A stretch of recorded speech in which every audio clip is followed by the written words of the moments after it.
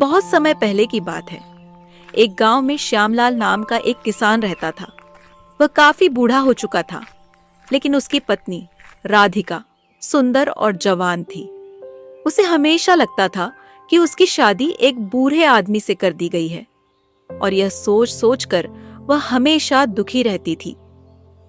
एक दिन उस गांव में कहीं से एक व्यक्ति आया जिसका नाम रमेश था। उसने किसान की पत्नी को देखा तो वह सब समझ गया कि यह स्त्री अपने पति से प्रसन्न नहीं है। रमेश किसान की पत्नी के पास आकर बोलता है, सुंदरी, तुम बहुत सुंदर हो। मुझे तुमसे प्रेम हो गया है और मैं तुम्हारे साथ अपना जीवन बिताना चाहता हूं। क्या तुम मेरे साथ मेरे घर चलोगी? रमेश देखने में अच्छा था और नौजवान भी था। राधिका उसकी बातों में आ जाती है और मन ही मन सोचने लगती है, लगता है भगवान ने मेरे लिए ही इस नौजवान को भेजा है। मुझे बिना देरी किए अपने बूढ़े पति को छोड़कर इसके साथ चले जाना चाहिए। दोनों ने भागने के लिए समय तय किया।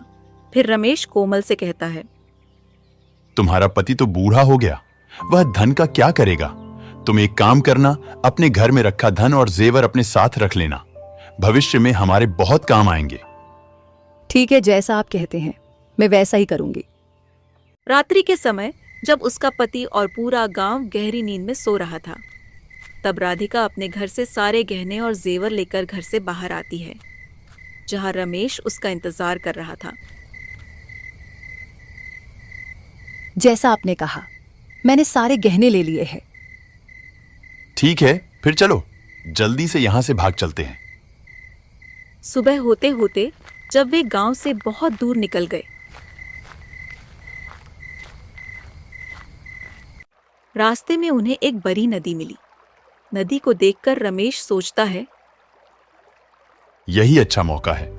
मैं किसी तरह इसका धन लेकर इसे यही छोड़ देता हूं। यह स्त्री वैसे भी अधेड़ उम्र की हो चुकी है। मेरे पास धन रहेगा तो कई जवान सुंदर स्त्रियां मिल जाएगी। प्रिय, इतना सारा धन लेकर हम नदी को पार नहीं कर सकते।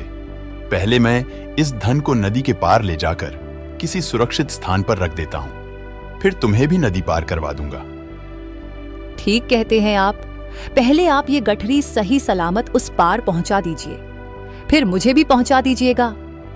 इस बार भी राधिका ने बिना सोचे समझे रमेश को धन की गठरी दे दी और वहीं बैठकर उसके आने का इंतजार करने लगी।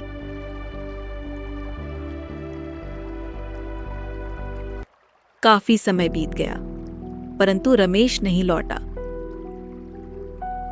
इतनी देर हो गई, अब तक उनका कोई अता पता नहीं।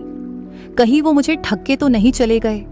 अब राधिका को सारा माजरा समझ में आ गया और अपना सब कुछ लुट जाने के दुख से नदी किनारे बैठकर रोने लगती है।